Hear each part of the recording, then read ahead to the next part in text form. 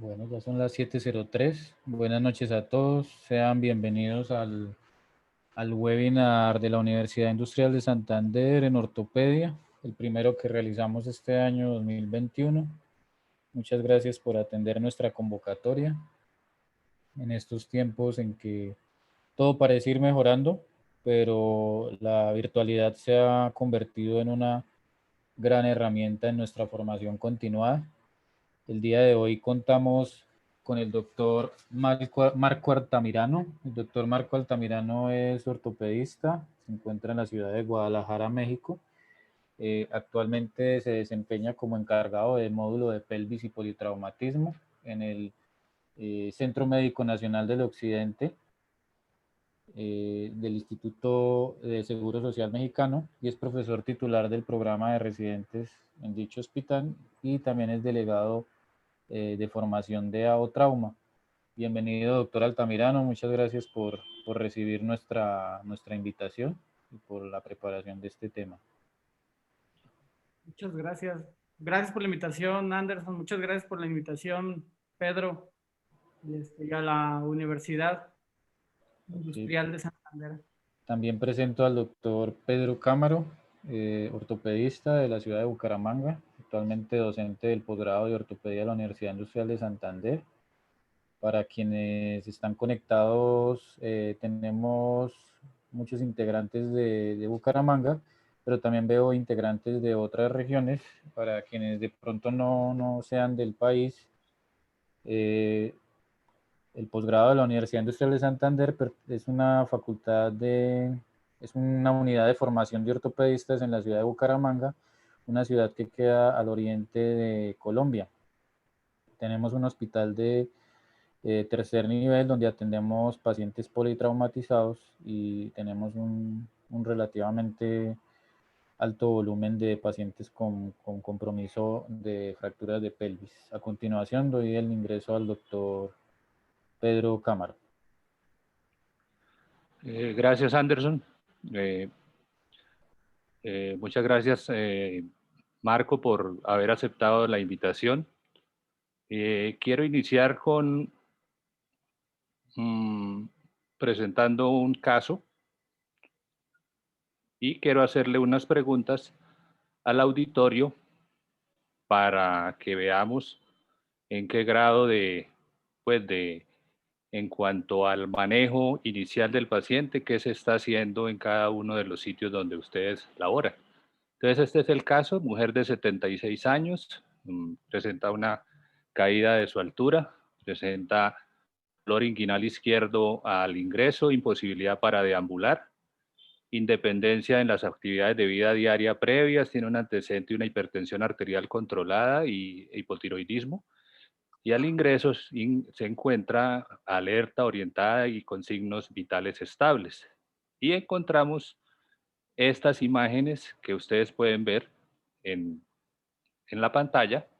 Y la primera pregunta es si pedirían otros estudios para definir la conducta o con esas imágenes definirían la conducta. Entonces, Anderson, por favor, coloque la pregunta y todos pueden responderla. Sí, a continuación pongo la primera pregunta que hizo el doctor Cámaro. Si con esta radiografía solicitarían otros estudios para definir el manejo. Voten ya, es una encuesta anónima.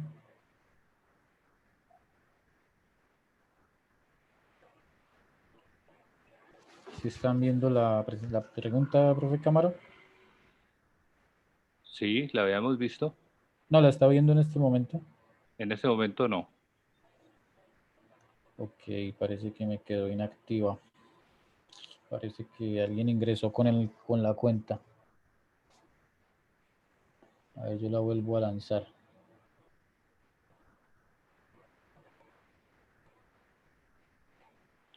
¿En este momento la ven? Yo sí la estoy viendo. Ok, entonces ya la ve el auditorio. Entonces, por favor, voten y me va diciendo Anderson si ya cuántos han votado. Ojalá sea la totalidad.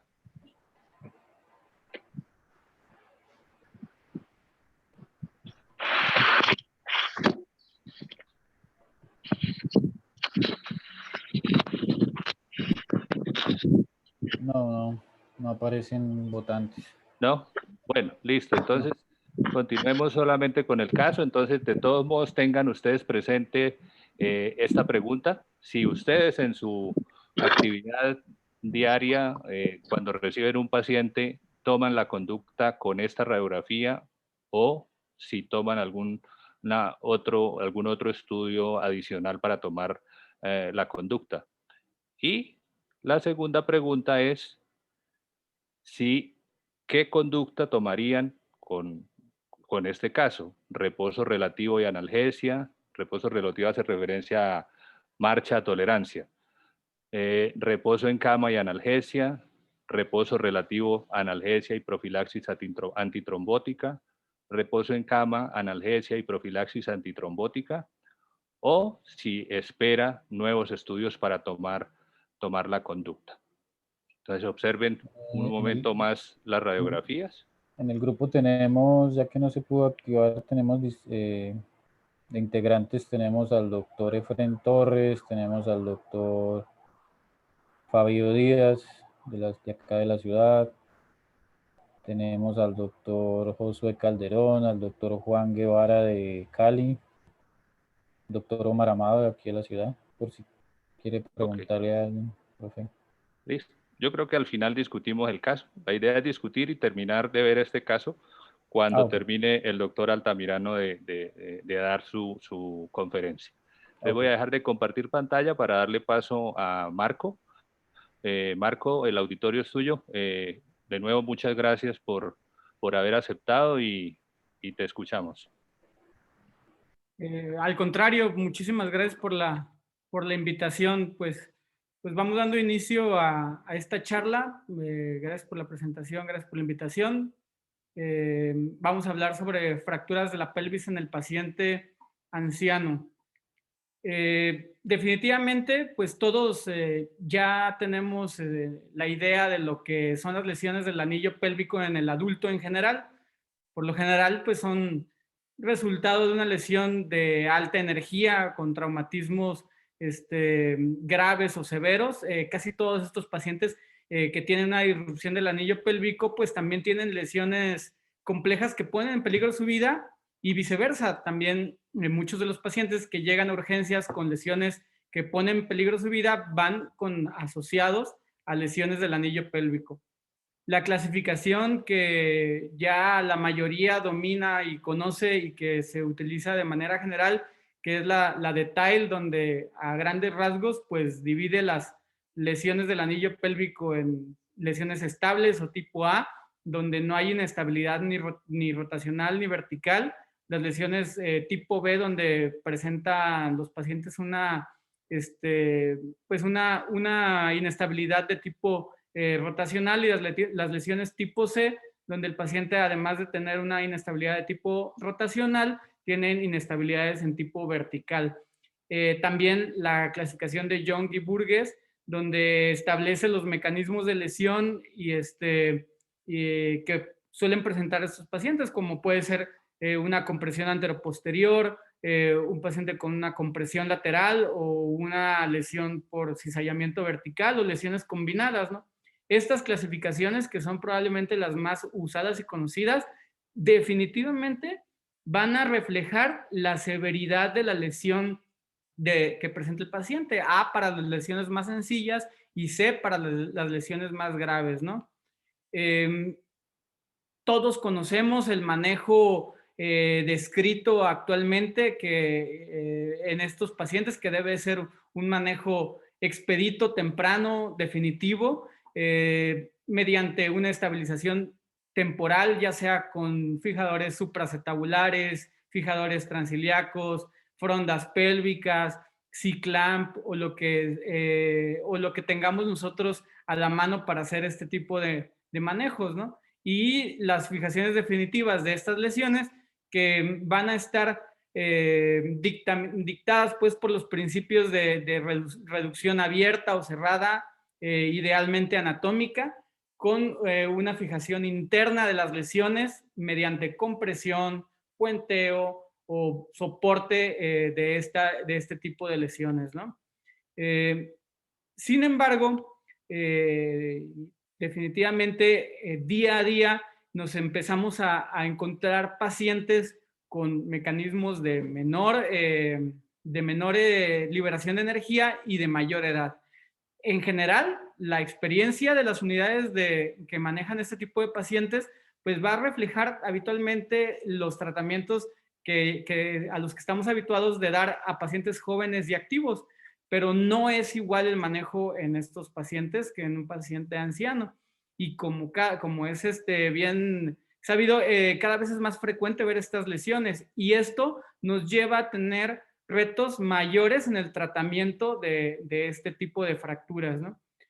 Aquí podemos ver un análisis de la pirámide poblacional en México, donde en 1980 definitivamente la base poblacional estaba compuesta de recién nacidos y los ancianos pues correspondían al menor grueso de la población, y por las expectativas de vida que tenían los pacientes o las personas más bien de edad adulta, ¿no? En la actualidad, esa base se empieza a hacer más delgada y se empieza a ensanchar más en el centro, ¿no? Esto es porque pues, los manejos actuales en las enfermedades crónico-degenerativas y los avances en la medicina, pues han hecho que la expectativa de vida sea cada vez mayor, ¿no? Y para los años 2050, pues se espera que la densidad poblacional de edad avanzada sea definitivamente mayor, ¿no? Aquí podemos ver incluso una comparación de la pirámide poblacional de Colombia y de México. Entonces, donde realmente son situaciones prácticamente muy similares, ¿no? En el hospital donde laboro, en la institución donde laboro, del 2018 al 2020, nosotros atendimos, bueno, en particular, a mí me tocó atender a 131 pacientes con lesiones del anillo pélvico aisladas, es decir, no lesiones combinadas de pelvis con acetábulo, y de ese grueso de pacientes, entre 60 y 69 años, una densidad poblacional de 11 pacientes, pacientes entre 70 y 79 años, 9, y más de 80 años a 3 pacientes. Y también atendía 52 pacientes con lesiones combinadas de pelvis con acetábulo, de los cuales el grupo definitivamente son menos, porque habitualmente estos pacientes sí se llegan a presentar con lesiones de mayor liberación de energía, y por los comórbidos o la edad del paciente a veces no alcanzan a llegar ya a los hospitales, ¿no? Entonces, aquí vemos a pacientes entre 60 y 69, 3, 70, 79, 2 pacientes únicamente, y ninguno de más de 80 años. Surgen definitivamente cada vez es más el número de pacientes de edad avanzada que van llegando a los hospitales, ¿no? Y surgen diferentes interrogantes cuando nos enfrentamos a la atención de estos pacientes, porque la verdad es que no hace muchos años era bastante poco probable que llegáramos a ver una lesión de este tipo, pero cada vez lo vemos con mayor frecuencia, ¿no? Entonces, la primera pregunta, ¿son similares las fracturas del anillo pélvico en un paciente joven a un anciano? La segunda interrogante es, ¿la clasificación de Tile es apropiada, encaja en clasificar las lesiones pélvicas en el paciente anciano? ¿Podemos utilizar la misma clasificación? ¿Y podemos o debemos utilizar los mismos principios del manejo de las lesiones?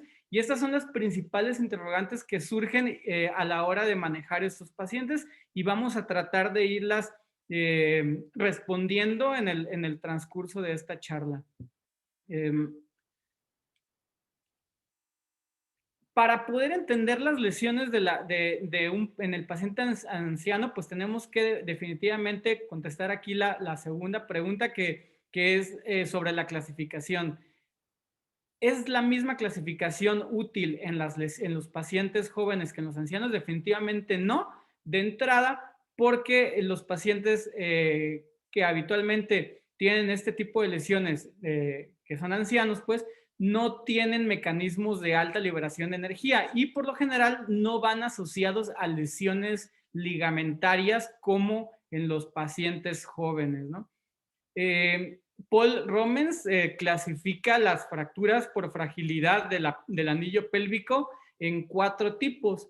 El primer grupo, que son las lesiones tipo A, son lesiones aisladas de la parte anterior del anillo pélvico, es decir, la fractura aislada de la rama que habitualmente llegamos a ver muy frecuentemente en las unidades de urgencias, que probablemente esta sea la principal causa o la más común fractura en pacientes ancianos, ¿no?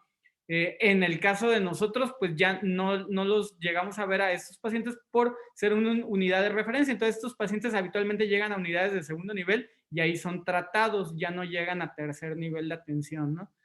En el caso de las lesiones tipo B, aquí estas están compuestas por una lesión anterior del anillo pélvico, más una lesión posterior no desplazada, que a veces no es perceptible en los estudios radiográficos simples. Entonces, para complementar lo que preguntaba el doctor Pedro al inicio, ¿no?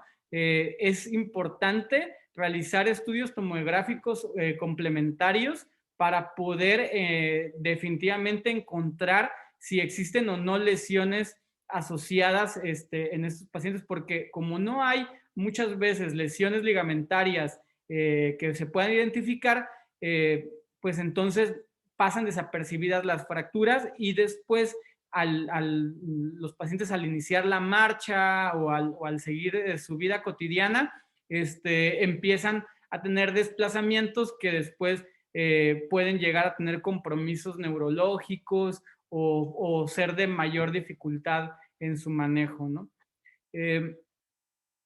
Las lesiones tipo C son lesiones que están compuestas por una fractura a nivel posterior del anillo pélvico unilateral y que ya hay un desplazamiento. Obviamente, si hay una lesión posterior, definitivamente va a haber una lesión también en la parte anterior, ¿no? Pero se omite en la clasificación por obviedad. Entonces, esos pacientes son lesiones posteriores desplazadas de manera unilateral y las lesiones tipo D son lesiones bilaterales en el anillo pélvico posterior, no necesariamente desplazadas, pero lesiones bilaterales que pues pueden o que generan una disociación espinopélvica, es decir, la columna vertebral se desconecta del anillo pélvico y a su vez pues de las extremidades inferiores. No hay conexión entre huesos porque se fractura por dos sitios en el paciente, ¿no? Es importante comentar que las fracturas por insuficiencia que vemos en los pacientes o las fracturas por fragilidad no necesariamente van a ser exclusivas en los pacientes ancianos, porque también, sí, lo más frecuente es asociarlo o pensar que va a haber osteoporosis en un paciente de edad avanzada, pero también puede ser una osteoporosis inducida por medicamentos como por ejemplo el uso de corticosteroides de manera crónica en pacientes con artritis reumatoides, etcétera, o insuficiencia renal, pacientes con problemas metabólicos severos, fracturas patológicas por tumores, pacientes que requirieron radiación o manejos por radioterapia de maneras pues prolongada, pacientes que tienen un déficit en la vitamina D y que sean jóvenes independientemente de la causa, o que tuvieron una inmovilización prolongada. Aquí podemos ver dos imágenes donde vemos es un paciente que tuvo un mieloma, un paciente relativamente joven de 50 años de edad, que tuvo un mieloma, fue tratado con radioterapia y quimioterapia y perdió prácticamente pues todo el soporte tanto lumbar como sacro y pues se le hace una fijación tóraco-pelvinar, ¿no? Y para tratar de soportar. Y bueno, en esta radiografía ya se ha formado la columna ósea nuevamente cuando ya se empieza a hacer la reposición de los minerales perdidos, ¿no? O este otro caso de una paciente embarazada que no fue tratada de una lesión del anillo pélvico, no la quisieron tratar porque estaba embarazada, y cuando tuvo a su bebé estuvo prácticamente un año en cama, y podemos ver francamente la sínfisis del pubis con una reabsorción y una osteoporosis bastante severa, ¿no? En la imagen tomográfica, ¿no? Entonces, pero volviendo a los pacientes de edad avanzada, nos tienen que despertar pues también varias preocupaciones adicionales que normalmente no vemos en los pacientes jóvenes, aunque tengan lesiones de mayor energía, pero no nos tenemos a veces que preocupar tanto por estos problemas, ¿no? Que son las comorbilidades. Muchos de los pacientes ya de edad avanzada pues pueden tener problemas como diabetes, hipertensión, problemas de insuficiencia vascular, problemas cutáneos, problemas pulmonares crónicos obstructivos, etcétera, ¿no? Muchas comorbilidades propias del paciente que pueden complicar un tratamiento quirúrgico.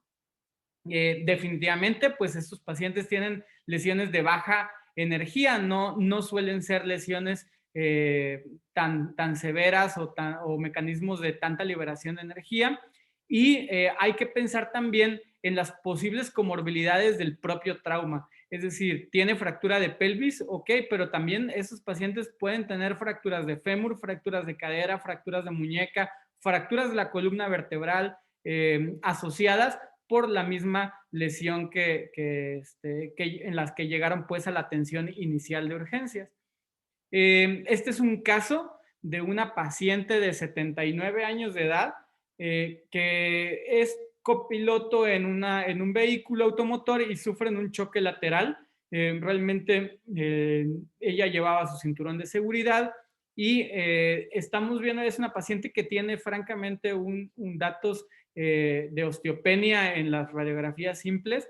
No tenemos una densitometría ósea, pero se puede ver la calidad del hueso y en este caso en particular, esta lesión de este paciente que podemos ver, esta fractura a nivel del ala del ilíaco en las diferentes proyecciones, no encaja del todo en la misma clasificación de Paul Romans. Entonces, todavía pues creo, a mi parecer, puede llegar a ser un poco perfectible aún, ¿no? Entonces, aquí vemos la serie radiográfica. Este es el estudio tomográfico donde de entrada uno piensa que pudiera tener asociado también fracturas a nivel del sacro o de las ramas que no estén desplazadas y que pudiera haber necesidad de fijar o no. Aquí podemos ver que es una fractura pues aislada por completo del ala del ilíaco,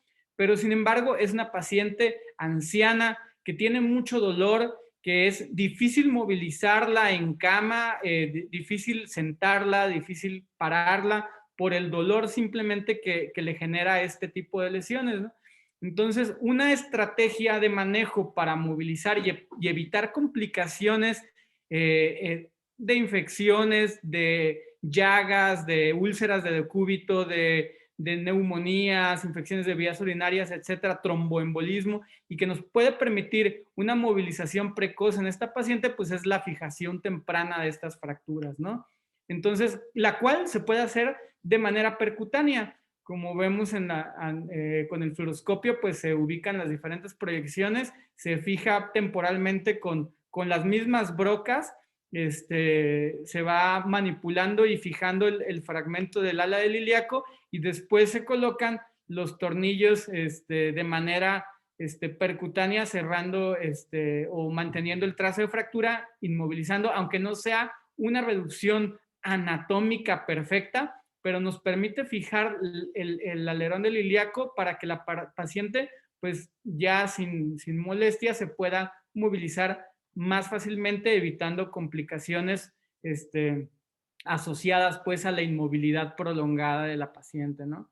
Este es otro caso, una paciente de 71 años de edad que tiene una caída de poca altura, de 30 centímetros, un escalón en su jardín mientras estaba regando las plantas. La paciente comenta que su perrito, un perrito salchicha, se le atraviesa, se le mete entre las piernas, se tropieza y cae del pequeño escalón donde estaba regando las plantas en su casa.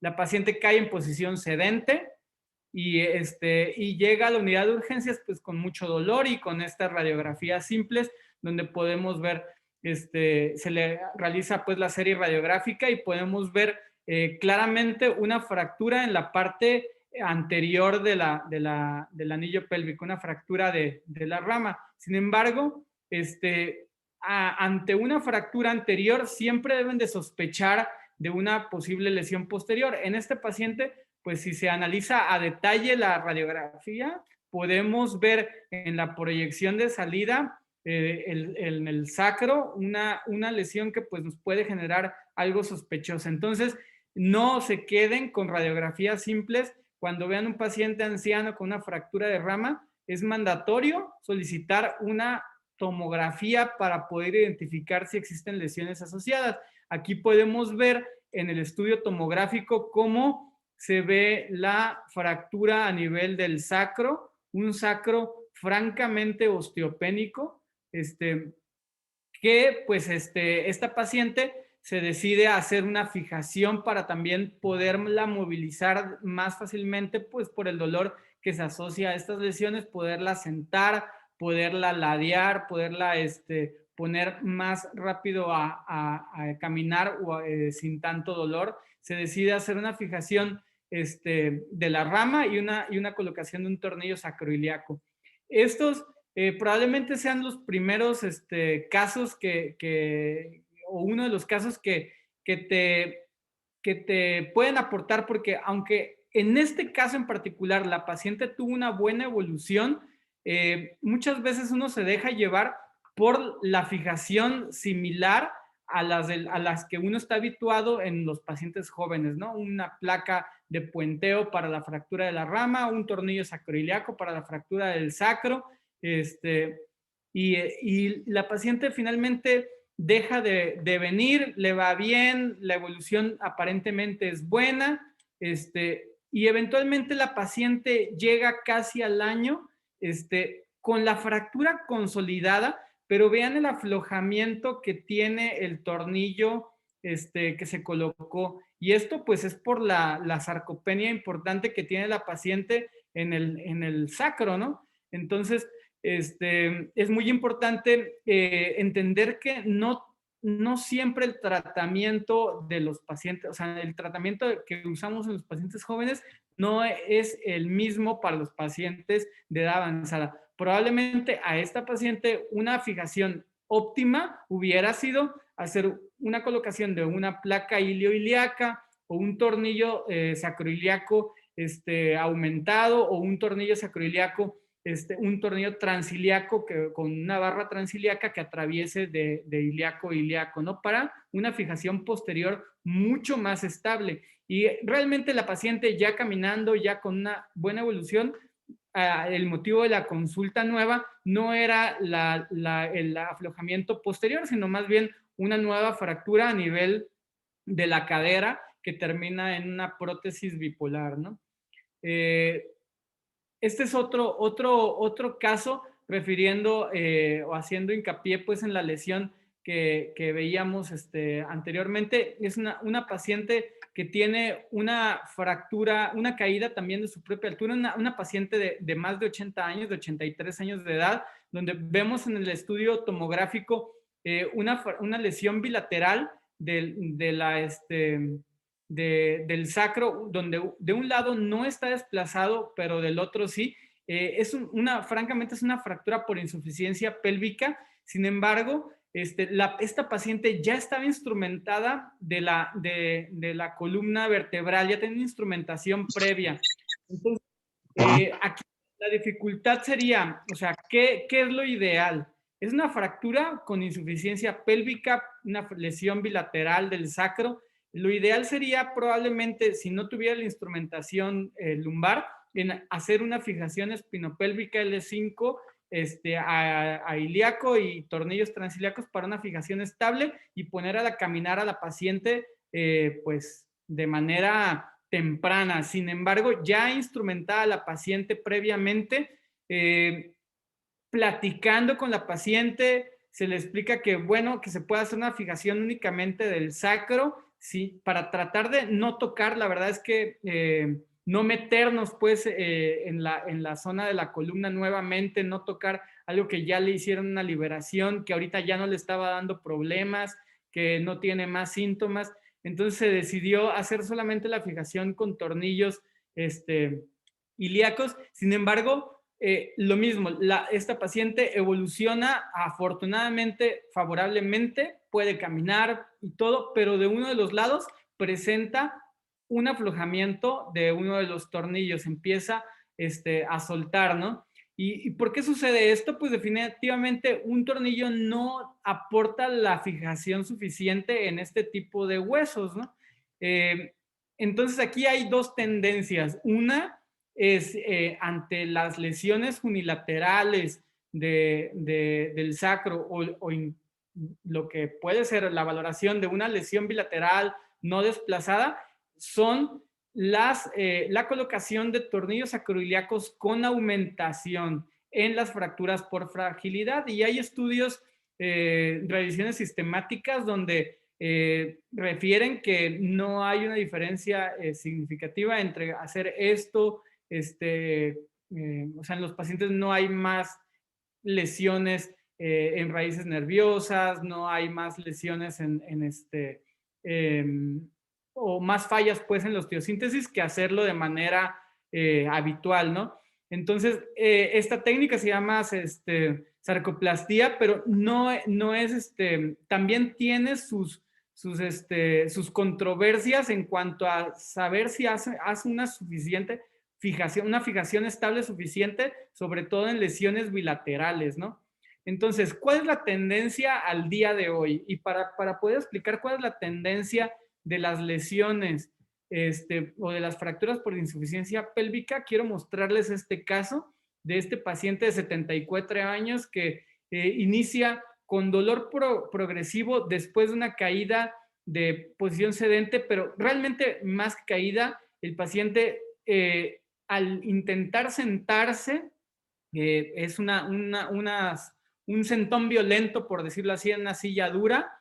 A partir de ahí empieza a tener dolor, acude a una valoración inicial, le dan medicamento para el dolor, tiene estas radiografías iniciales donde pues prácticamente no se alcanza a ver nada, y el paciente, además del dolor, con el tiempo empieza a tener una vejiga neurogénica, empieza con problemas neurológicos, empieza a tener retención urinaria, por lo que es enviado a valoración por tercer nivel, donde lo envían realmente a otro servicio y ahí solicitan una resonancia magnética, y en la resonancia magnética identifican, además de la vejiga neurogénica, pues una franca disrupción a nivel del sacro, por lo que se solicita la tomografía y podemos ver la fractura por insuficiencia del sacro, ¿no? Que fue, pues prácticamente pasó desapercibida durante todo el tiempo, casi 3 meses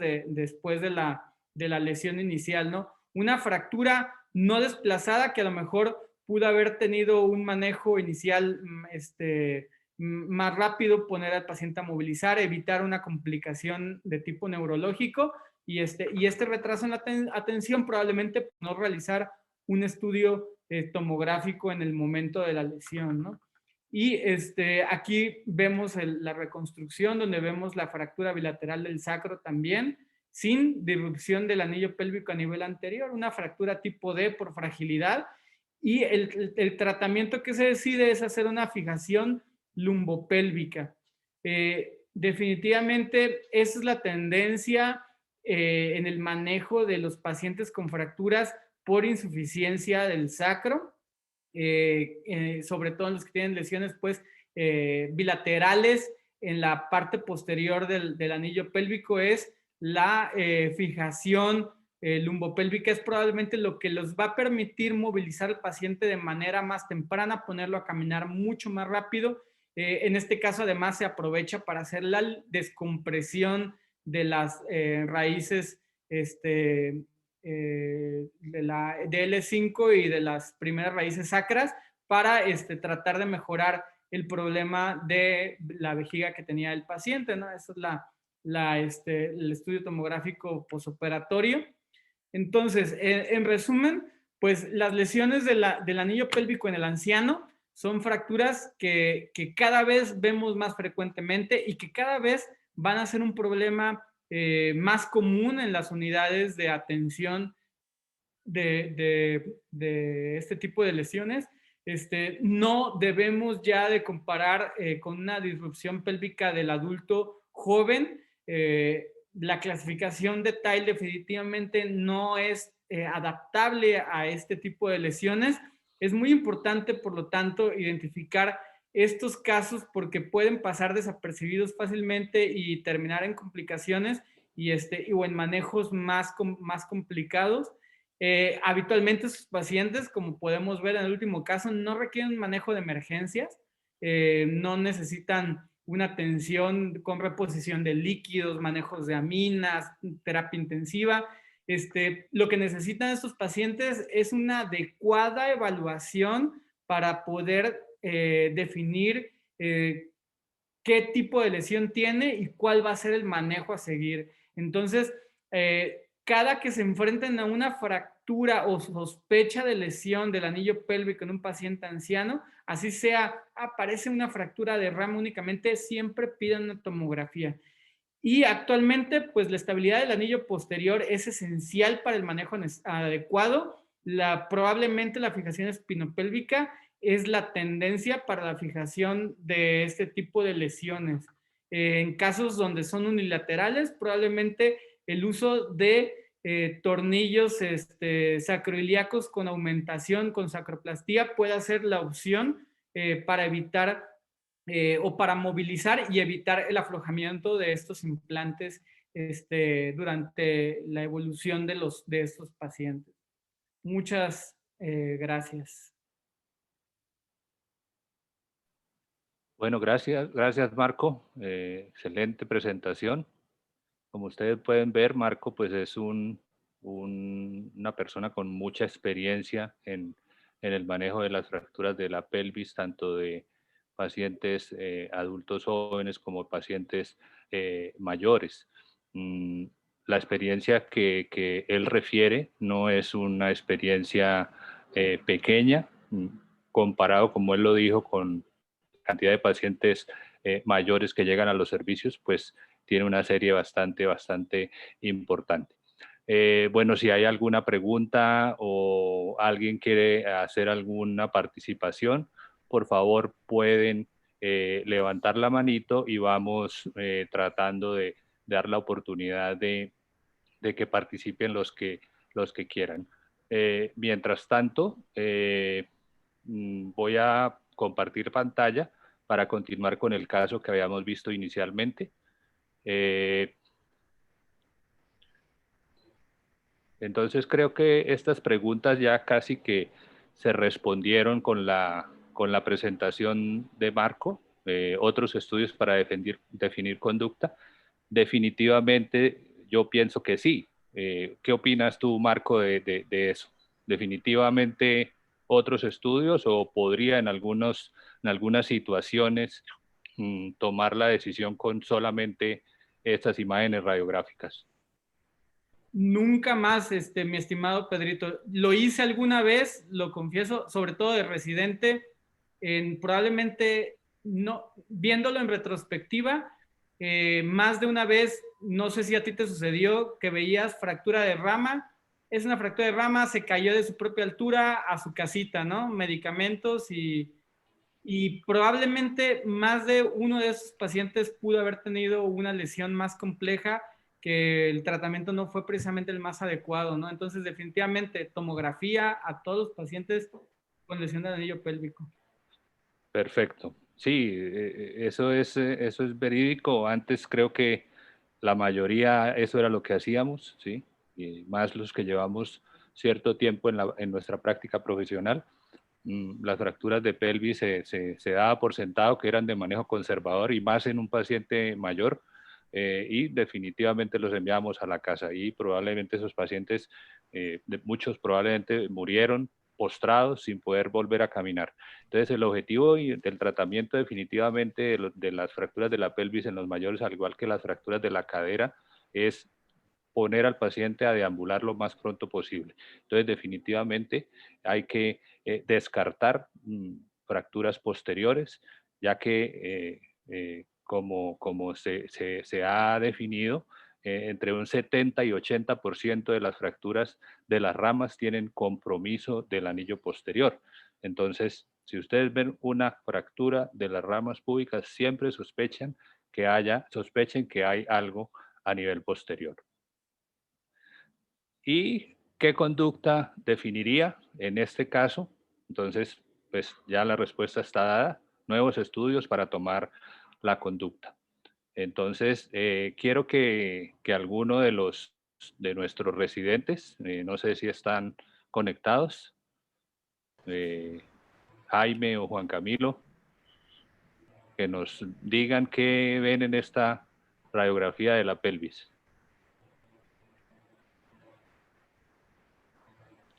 Y recuerden el caso, 76 años, caída de altura, dolor inguinal, imposibilidad para deambular, y al ingreso signos vitales estables. Entonces, Jaime Mojica está conectado.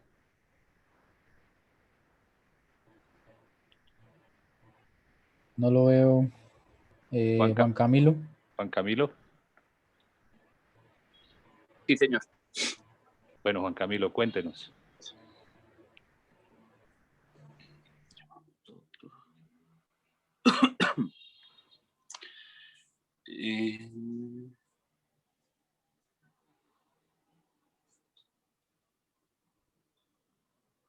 Pues me parece ver unas fracturas de la rama ilioisquiopúbicas izquierdas.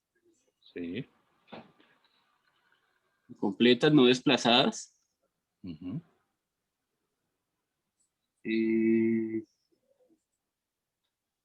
La imagen la veo pequeña en el celular, pero...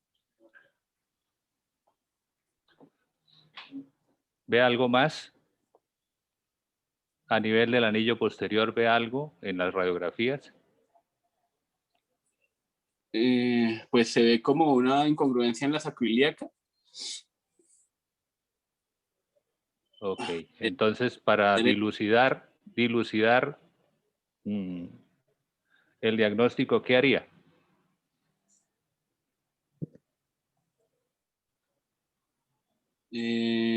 Una toma de una tomografía. Ok, ¿buscando qué?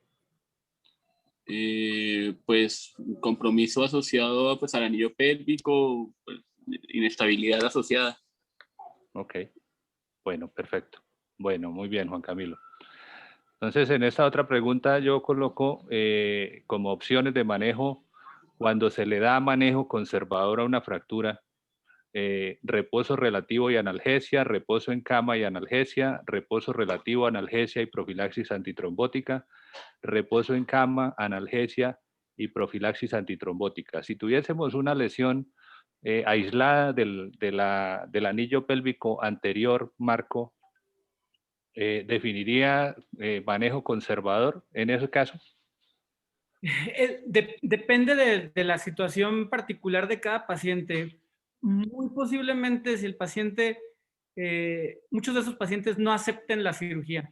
Si son una fractura de la rama, algunos les sienten el dolor, sí les molesta, pero les permite sentarse, les permite a algunos hasta llegar a pararse, no pueden caminar mucho, pero necesitan a veces un andador y se pueden movilizar sin tanto problema, entre comillas, ¿no? Entonces, muchos de esos pacientes prefieren u optan por un manejo conservador. Yo creo que el manejo quirúrgico en esos pacientes los puede ayudar a tener una recuperación más rápida. Okay. Sin embargo, yo creo que de 10 que veas con una lesión anterior, probablemente uno va a aceptar o va, siendo franco con el paciente, cuando tú le dices, esto se puede manejar conservador, porque se puede, o quirúrgico, dándoles ventajas y desventajas, la mayoría va a decir conservador, ¿no? Ok. ¿Y cómo haces el manejo conservador? ¿Qué recomendaciones le dejas para la casa al paciente? Básicamente es marcha, o sea, marcha asistida con andadera Sí, para que pueda desplazarse. Obviamente no va a ir a dar la vuelta al parque, pero que se pueda ir a comer, al baño, moverse dentro de su casa, ¿no? De su ambiente. No una marcha para ejercitarse, pero que listo. esto le permita movilizarse. Básicamente, el mismo paciente por la incomodidad no lo hace. Entonces, marcha asistida con andadera, que no esté todo el tiempo acostado, que se siente, que se ponga en posición cómoda, y medicamentos analgésicos, básicamente. Si logras hacer que el paciente se mueva adecuadamente, aquí valorar el uso o no de antitrombóticos, ¿no? Que muy probablemente sea necesario en estos pacientes. Algunos ya los toman de manera regular, pero sí puede ser que valga la pena agregar un antitrombótico y iniciar cuanto antes, si es que no lo tiene el paciente ya, un manejo para la osteoporosis, ¿no? Para el déficit. Perfecto. Importantísimo. Entonces, observen ustedes que la idea cuando se da manejo conservador a una fractura de la pelvis es no definirle al paciente que es que tiene que quedarse acostado en la cama y no puede caminar. La idea es estimularlo a que se movilice, ¿sí?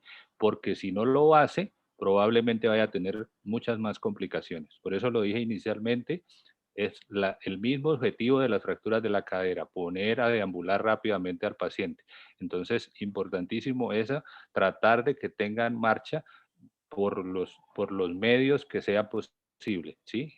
Con personas que le ayuden, andaderas, caminadores, como les decimos acá, pero nunca reposo en cama completamente. Bueno, entonces continuemos con nuestro caso. Entonces acá lo tenemos, fractura de las ramas púbicas izquierdas, de las dos, y pues unas imágenes en las que realmente no se ve mayor cosa en la parte posterior, ¿no? Entonces, para definir eso tenemos que hacer algunas imágenes más. Entonces aquí tenemos una imagen del lateral del sacro. ¿Tú ves importante tomar una radiografía lateral del sacro, Marco? ¿O definitivamente no tomas más radiografías, sino de una vez pasas a una tomografía? Yo creo que como complemento diagnóstico está excelente porque muchas veces definitivamente te puedes encontrar, dependiendo, si no tienes en ese momento la facilidad de hacer una tomografía, te puede aportar una lesión también a nivel del sacro que te puede llegar a definir si es necesario enviar o no al paciente a otra unidad. En nuestro caso en particular, la verdad es que nos vamos directamente ya a la tomografía, ¿no? Pero creo que como análisis, como escuela, como complemento diagnóstico, es una excelente decisión hacerla, este tipo de estudios, ¿no? Ok, listo, Marco, muchas gracias. Lo digo porque pues hay algunos sitios en los que definitivamente no se toman el trabajo de hacer los estudios radiológicos, ¿no? Ya no toman inlet, outlet, ya no toman alar, obturatriz de acetábulo, sino que van directamente a la toma de la tomografía. Yo creo que en nuestros medios académicos tiene que persistir la toma de todas estas imágenes diagnósticas y las radiografías oblicuas. Entonces observamos aquí esta imagen que muchos de nuestros residentes y todos los ortopedistas están muchas veces centrando en la reconstrucción tridimensional porque da la imagen completamente de tridimensional del hueso que estamos estudiando y no se van a la parte a la parte de los cortes axiales, coronales y sagitales. Entonces, viendo esta imagen, tridimensional, quisiera preguntarle a otro de los residentes. ¿Quién está? ¿Está Iván conectado? Cordial saludo, doctor Pedro. Buenas noches. Hola Iván, ¿cómo está? ¿Ve alguna imagen diferente a lo que se vio en la radiografía de pelvis en esta imagen tridimensional? Impresiona estar aparentemente sana, sin embargo, a nivel de la articulación sacroiliaca llama la atención el componente derecho y así el componente izquierdo. Si bien es cierto, no hay una disrupción del anillo pélvico posterior y es claro que no hay un compromiso del ligamento sacroiliaco posterior, no descartaría que hubiese algo a nivel de la articulación sacroiliaca con esta tomografía que me llamaría la atención que debería indagar el componente en los cortes axiales a nivel de S1 y quizá también a nivel de S2 para mirar adecuadamente esa valoración en relación al mecanismo de trauma que probablemente haya una disrupción, bien sea sacroiliaca anterior del anillo pélvico. Perfecto, Iván. Entonces, nos vamos a los cortes. Entonces, observen acá. ¿Qué ve ahí esto, Iván? ¿Ve alguna cosa diferente o algo le llama la atención? Claro que sí. Entonces, observando los niveles, entonces voy a centrarme en la imagen superior derecha, en la cual observamos una disrupción del sacro a nivel derecho que llamaba la atención en la reconstrucción tridimensional. Si bien es cierto, era claro en la 3D que no había una disrupción sacroiliaca posterior, acá podemos observar algo, algún compromiso del alerón sacro derecho, principalmente en este corte que nos define que es un corte a nivel de S1. A nivel de S2, el corte respeta tanto el componente anterior y el componente posterior, y en este corte un poco más avanzado, ya terminando el gato a nivel de S1, podemos observar una fractura que nos llamaba la atención en la reconstrucción 3D que fuera contralateral al sitio de fractura, donde se encuentra una fractura del ala sacra a nivel de S1 sin disrupción y sin luxación del anillo pélvico. Ok, bueno, muy bien, Iván. Y entonces observen eso, que estos son unos cortes, tengan presente la disposición del sacro, que cuando se hace la tomografía es difícil evaluar un corte realmente axial del sacro. Entonces tenemos que buscar ese corte para poder definir y poder evaluar. Este es el corte axial real del sacro de S1 y observan ustedes las imágenes allí. ¿Qué otra cosa ve ahora, Iván?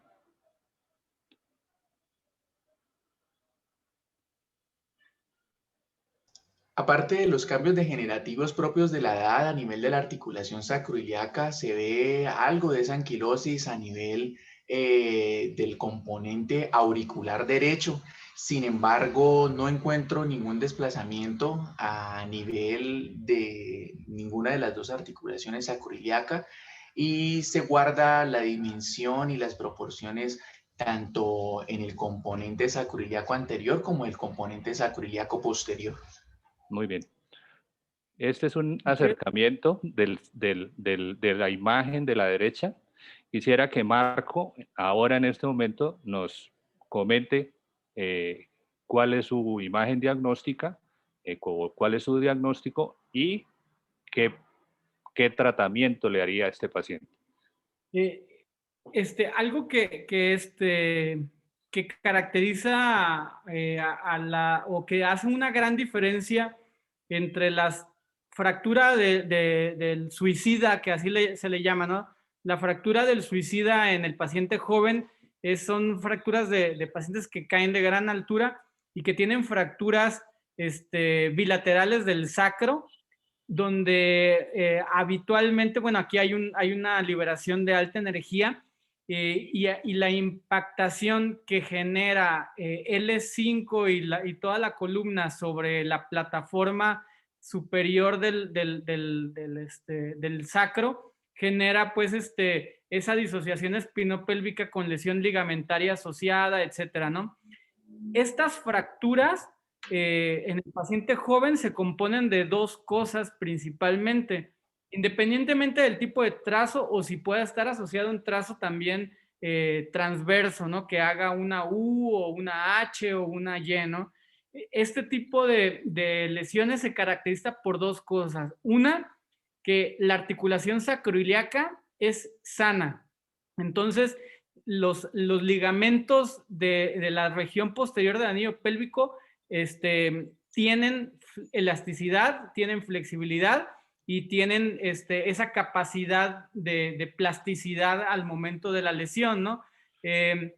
Por lo tanto, ese tipo de lesiones se generan, como diría el mismo Paul Romans, por una explosión ósea, ¿no? Es un golpe, un impacto que genera una explosión y las fracturas son a nivel transforaminal. Eso casi siempre es característico, ¿no? Lo frecuente es que vamos a ver fracturas transforaminales o no son Dennis 2 porque suelen ser bilaterales, ¿no? Pero son transforaminales o incluso o sea, dentro de la línea media del sacro. En el paciente anciano, la característica importante es que la mayoría de esos pacientes van a tener una prácticamente fusión de la articulación sacroiliaca, como lo podemos ver en este caso característico y en la mayoría de sus pacientes. Entonces, una característica, la fusión sacroiliaca. Estos ligamentos y esta articulación prácticamente carece de movilidad y las lesiones que se presentan o el mecanismo que es de baja energía es una pelvis tan rígida como frágil, ¿no? Ese es el balance inadecuado que tienen estos pacientes. Es una pelvis que no se mueve, que tiene mucha rigidez y a su vez es muy frágil. Entonces, estas lesiones, el mecanismo, en vez de explotar, como las lesiones de suicidas de los pacientes jóvenes, implosionan. Entonces, la lesión es de baja energía, pues. Entonces, aquí la fractura es por implosión, ¿no? Y suelen ser fracturas que prácticamente todas son extraforaminales, pero hacia afuera de la línea media, ¿no? Y la mayoría de las veces suelen estar muy cerca de la articulación sacroiliaca. Y como bien lo dijo Iván, ¿verdad? Se llama el presidente. Sí, Iván. Es muy fácil en una radiografía inicial o en las imágenes iniciales de tener esa espinita de ¿es la sacroiliaca o es el sacro? Ya cuando vemos los cortes, como bien lo comentó de manera excelente tu residente, tienes la duda y cuando ves los cortes, definitivamente ves que la lesión no es sacroiliaca, sino que está en los sacros, ¿no? Una fractura bilateral de los sacro, del anillo sacro, por implosión o por compresión o por por esa falta de movimiento que tienen las articulaciones sacroiliacas y la fragilidad a su vez del anillo pélvico, ¿no? Y en cuanto al manejo, pues lo que comentábamos, ¿no? Lo ideal, si yo quiero poner a este paciente a caminar rápido, si yo en 2 semanas ya lo quiero tener caminando con ayuda andadera, lo ideal sería hacer una fijación espinopélvica. Y anterior lo que quieras, amigo. Tornillo, percutáneo, placa, lo que quieras. Muy bien. ¿Alguien del público? No sé si quiere hacer algún comentario en cuanto al manejo. Anderson, ¿alguien ha levantado la mano o alguien quiere hacer algún comentario? Sobre el caso, no, profe. Hay una pregunta del doctor Camacho que el doctor Altamirano tocó ahorita más o menos eso. De pronto podríamos profundizar en el manejo de la osteoporosis y el estudio en estos casos. O sea, si hay algún efecto en diagnosticarla y tratarla como en fracturas de cadera, radio. Yo creo que es igual, o sea, una vez identificada la lesión, esto es parte esencial del tratamiento. Idealmente, si tienen la oportunidad, idealmente derívenlo a un especialista, a un endocrinólogo o a un geriatra que maneje este tipo de osteoporosis, porque a veces nosotros muy fácilmente nos podemos quedar cortos con los tratamientos para osteopenia de estos pacientes. Bueno, muy bien. No sé, quiero de pronto preguntarle a alguien del público, algún... Doctor al, Fabio, profe. Doctor al Fabio Fabio, Fabio Díaz. Díaz. Sí, señor. Fabio es cirujano de columna, de aquí de una clínica de la ciudad, de columna y pelvis. Entonces, Fabio, coméntenos si haría algo Sí, diferente a lo que comentó el bueno, doctor Altamirano ¿me escuchan todos o o no? que... Sí, Sí, Fabio, sí, sí, sí. Bueno, yo tengo una duda. Pues hay varias cosas que hay que tener en cuenta. Primero, para pensar en un manejo quirúrgico en ese tipo de pacientes, y eso es más académico, pensándolo, hay que tener en cuenta el dismorfismo sacro. Es una cosa que de pronto no hemos tocado y si vamos a hablar de manejo quirúrgico en los pacientes para una fijación con tornillos percutáneos o algo, hay que tener en cuenta para el planeamiento quirúrgico mirar el TAC y mirar si hay un dismorfismo sacro, si S1 quiere ser lumbar o si el E5 quiere ser sacro para poder un planeamiento quirúrgico adecuado antes de pasarlo a fijar. Eso con la parte académica. Una pregunta personal. La duda o el manejo que uno le da a estos pacientes, frecuentemente cuando hay un compromiso el anillo anterior y el anillo posterior, uno dice, bueno, lo voy a fijar. ¿Por qué? Porque puede haber un cizallamiento de la hemipelvis izquierda o derecha al ponerlo en marcha. Yo le hago una pregunta al público. ¿Quién de ustedes ha visto alguna vez un paciente mayor que tenga una fractura del anillo anterior, rama iliosquepúbica, de cualquiera de los dos lados, y del mismo lado una fractura del sacro, y que usted lo haya puesto a caminar de manera temprana con un caminador y pues con todo el manejo de la osteoporosis y todo eso, y se haya cizallado? Yo lo he visto en adultos, jóvenes, pero en adultos mayores no. Por eso la pregunta y pues el manejo quirúrgico en esos casos a veces es bastante debatido, ¿no? totalmente de acuerdo contigo.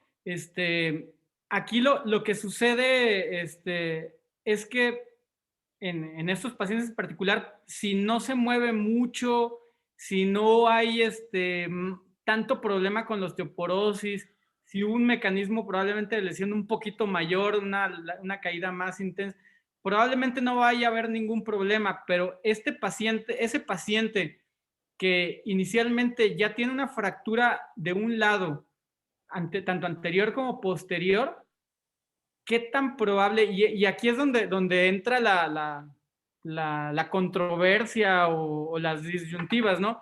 ¿Qué tan probable es que termine en una fractura por insuficiencia sacra por completo, que se haga una lesión bilateral y que entonces se hunda la columna vertebral o todo el sacro se hunda, se cizalle por completo, que es lo que a veces suele suceder, que la pelvis no se ve asimétrica, no es un solo lado, sino que se empieza a hundir bilateral, bilateral, bilateral, hasta que llegan al compromiso neurológico.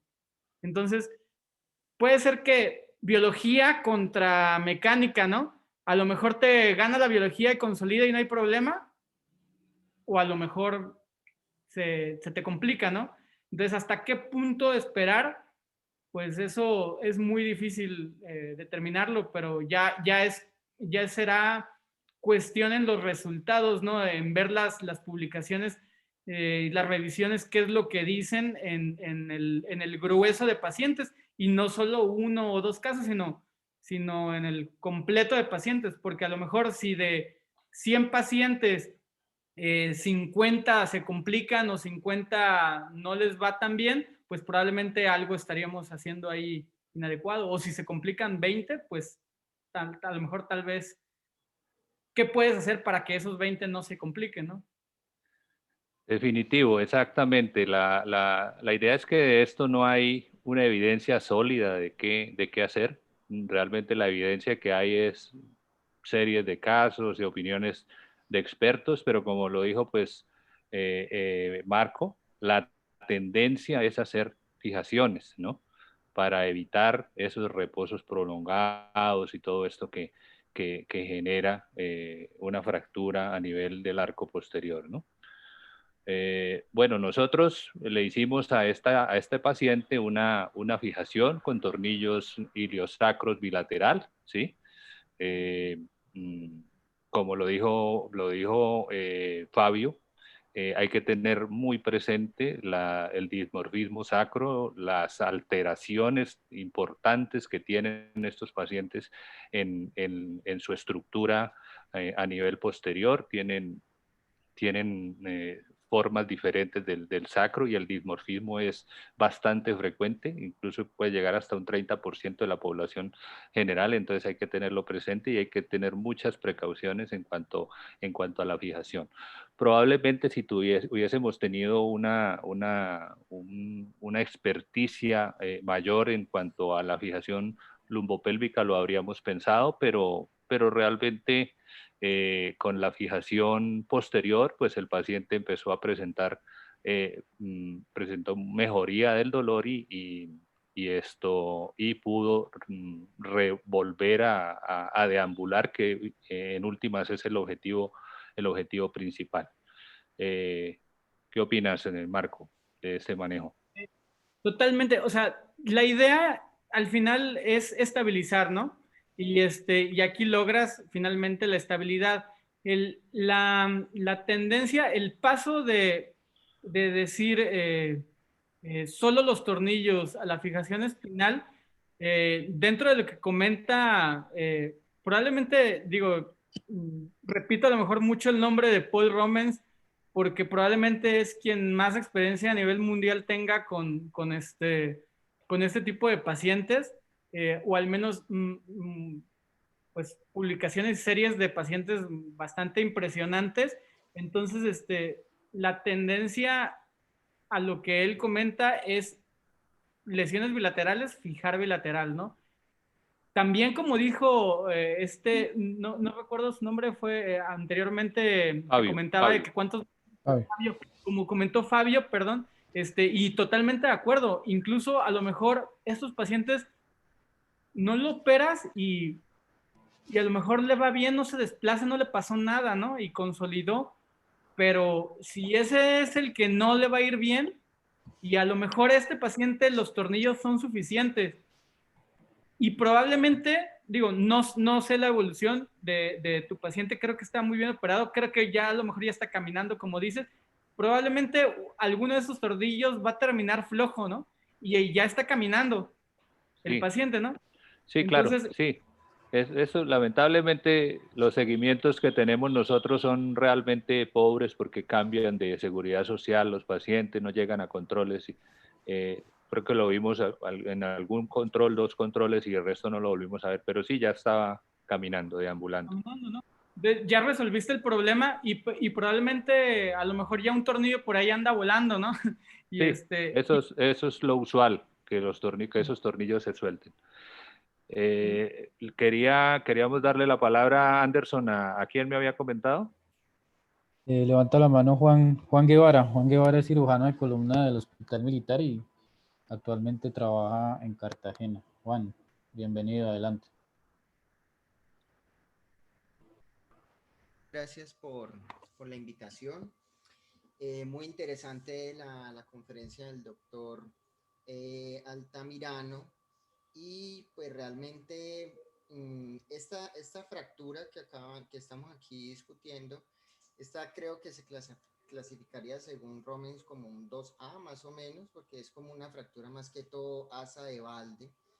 El arco anterior pues sí tiene su compromiso anterior, pero el posterior es más como una asa de balde. Yo realmente estoy de pronto, comparto mucho la opinión del doctor Díaz, que yo de pronto a este paciente, pues sí, de pronto le hubiera seguido más y de pronto le hubiera evitado un manejo quirúrgico. Y si le hubiera hecho un manejo quirúrgico, pienso que este sistema que se le hizo era el que más me hubiera apuntado, mucho más que a una fijación lumbopélvica.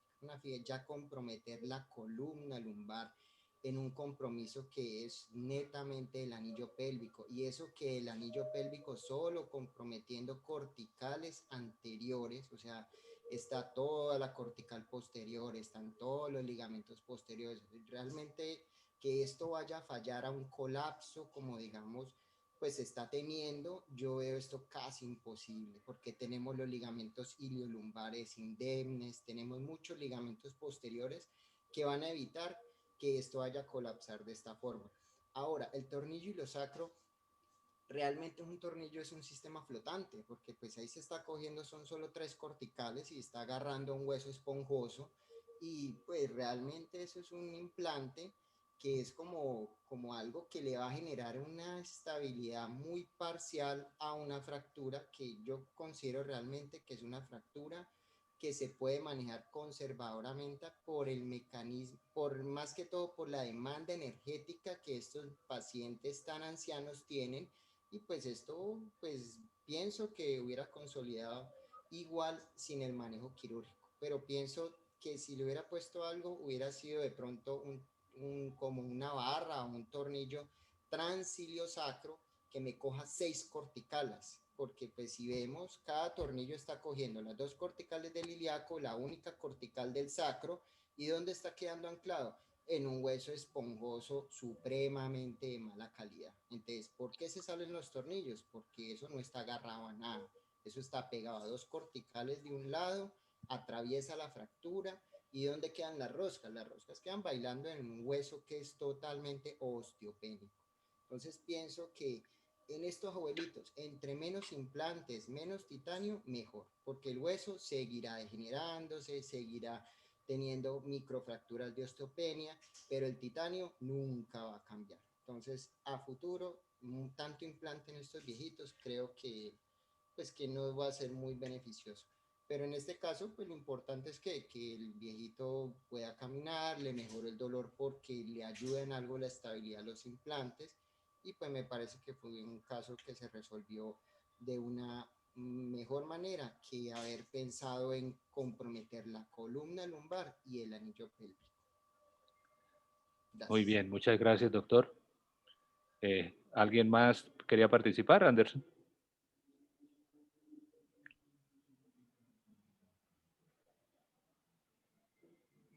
Sí, Anderson, ¿le iba a dar la palabra a alguien más? No veo más manos levantadas, profe. Hace un rato el doctor Efren levantó la mano, no sé si... Efren, ¿está por ahí? Hola Pedrín, por aquí ando, sí. Hola, Efren, ¿cómo estás? Bien, bien, gracias a Dios, todo en orden. No quería Ok. hacerle, antes saludar al doctor Altamirano, cariño desde acá, desde las tierras amarias, las bellas playas amarias, y la referencia mía él la contestó parcialmente, pero también tenía una duda que se la quiero plantear y a ver si tiene algún comentario en cuanto a los abordajes de las fracturas pélvicas en los ancianos. ¿Piensa en igual que en los pacientes jóvenes o adultos jóvenes, o plantea algún tipo de diferencia hacer abordajes de menor tamaño en los ancianos? Pues, de hecho, bueno, primero que nada, gracias por el saludo y lo regreso igualmente. La tendencia creo que tanto en el paciente joven como en el paciente de cualquier edad es tratar de ser lo menos invasivo posible a la hora de los procedimientos, ¿no? Una de las ventajas en el paciente anciano es que la movilización de fragmentos suele ser más fácil a veces, sin tanta necesidad, o sea, sin necesidad de usar tanta fuerza como en los pacientes jóvenes. Entonces, el manejo o el tratamiento con las fijaciones percutáneas suele ser más noble por lo general, ¿no? Entonces, yo en general pues trato de hacerlo con abordajes pequeños o mínima invasión de preferencia, ¿no? Sí, totalmente de acuerdo. Entre menos invasivo se pueda, pues mucho mejor, ¿no? Estaba levantando la mano el doctor Ricardo Guzmán. Doctor Ricardo Guzmán. Oh, buenas, Pedro. Es una pregunta Hola, doctor. Marco, referente. el doctor Ricardo Guzmán es profesor del posgrado, profesor de todos, de todos nosotros, y quería pues hacerle una pregunta o algún comentario. Gracias, Pedro. Buenas noches. No, me llama la atención viendo uno de esas TAC de reconstrucción, la calidad ósea de los pacientes que es muy mala por la edad. No hay forma de mejorarlo. O sea, me explico. Como en el intensificador, que uno dice, le bajo la intensidad, le subo la intensidad para ver mejor. No hay forma de medir un TAC que se vea mejor. No lo sé. Es que yo tampoco. la reconstrucción realmente muestra las zonas donde francamente hay defectos óseos importantes, ¿no? O sea, no sé. Sería una falsa imagen, que era también si...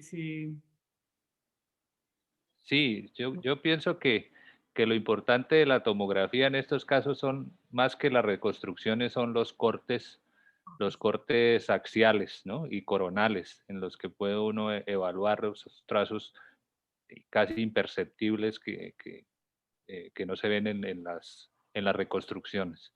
Entonces yo creo que cuando uno sospecha una fractura tiene que ir a buscarla, ¿sí?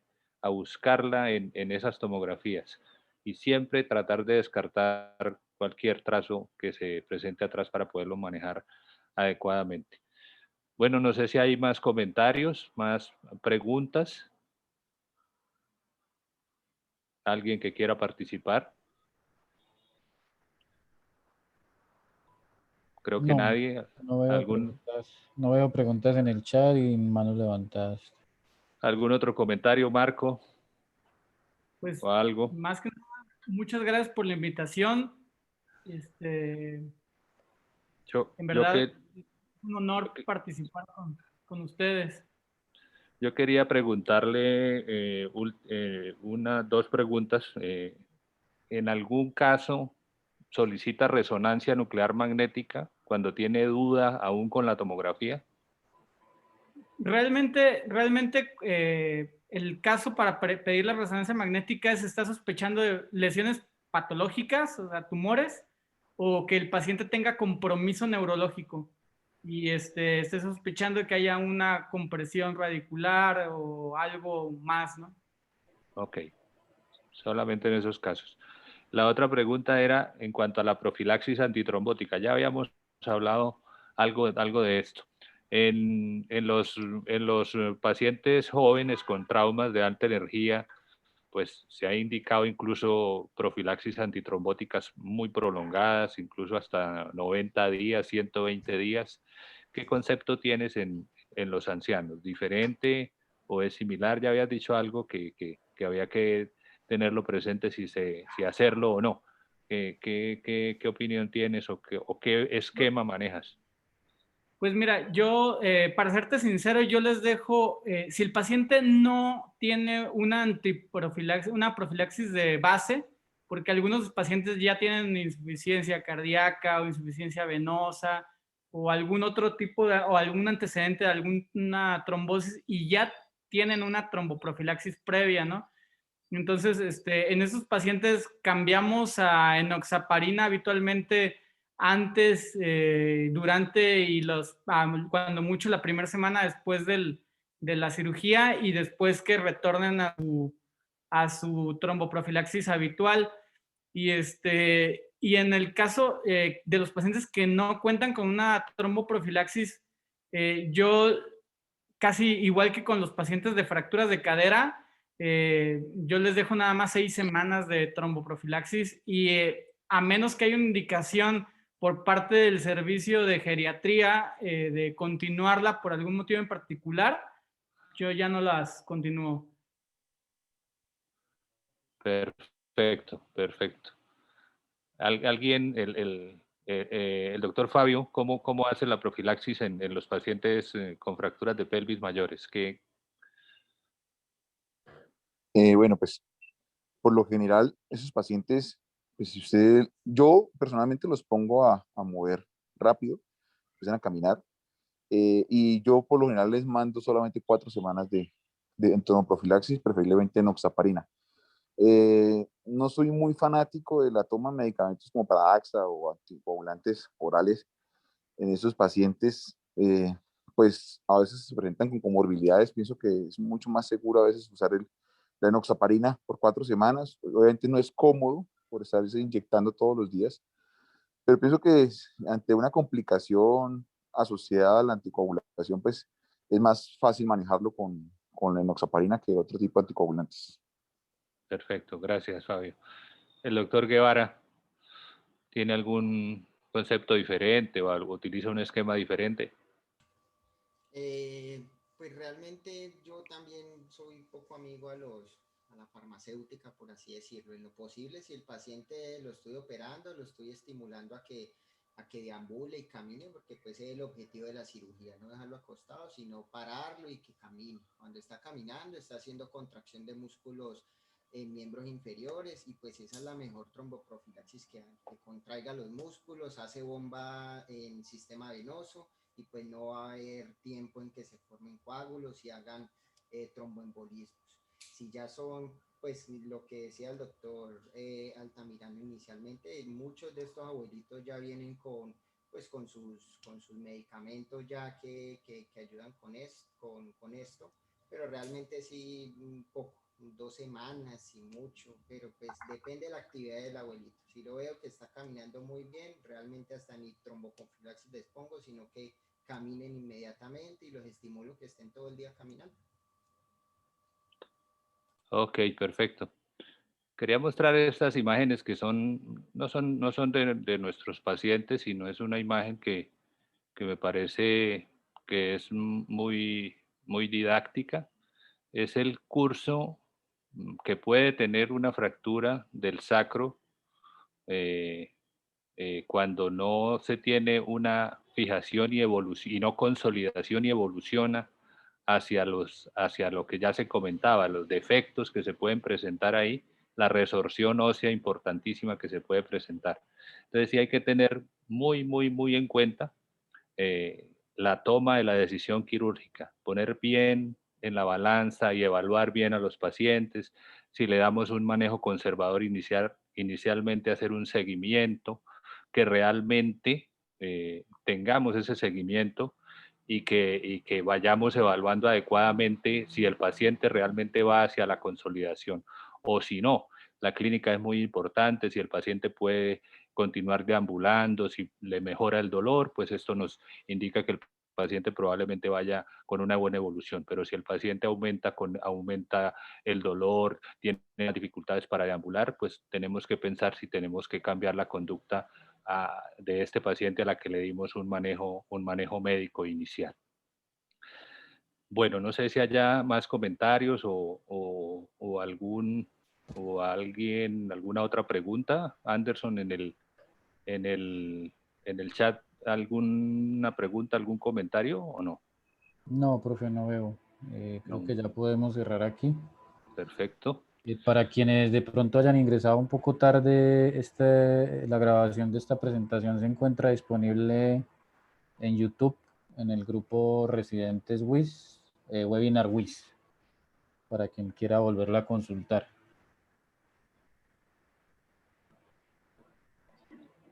Agradecer a todos los participantes, al doctor Altamirano por atender nuestra invitación, al doctor Cámaro por su moderación, y esperamos verlos el mes entrante en una nueva reunión. Perfecto. Entonces, como conclusiones, siempre sospechar la lesión, no menospreciar la sintomatología de los pacientes. Entonces, el viejito que le duele en la parte posterior, debemos tener precaución, debemos tener cuidado, hacer el diagnóstico. Siempre o es muy frecuente que el diagnóstico sea tardío. Siempre estudios adicionales, como ya lo dijimos, especialmente la tomografía y la resonancia en los casos que ya comentó el doctor Altamirano. Tener muy presente que estos pacientes progresan progresan en la severidad del caso y pueden tener más complicaciones cuando no se hace una fijación. Tratar la fractura y la condición subyacente, que es la condición de la osteopenia o del problema metabólico que tenga el paciente, y de acuerdo a la clasificación de Romens, que es la más utilizada en este caso, pues la toma de la decisión quirúrgica. Entonces, Marco, realmente muy agradecidos por tu participación. Ojalá podamos en alguna otro evento de estos, alguna de estas actividades, poder tenerte nuevamente acá, pues a la orden siempre para con lo que necesites, y muy agradecidos con tu participación.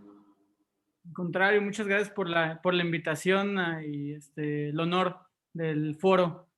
Muchas gracias. Bueno, muchas gracias a todos y terminamos por hoy. Esperamos para el próximo mes. No sé, creo que todavía no tenemos un tema específico. Les estaremos comentando a todos el tema y el panelista. Muchas gracias a todos. Nuevamente, Marco, muy amable, y hasta luego a todos. Gracias, gracias. Hasta luego.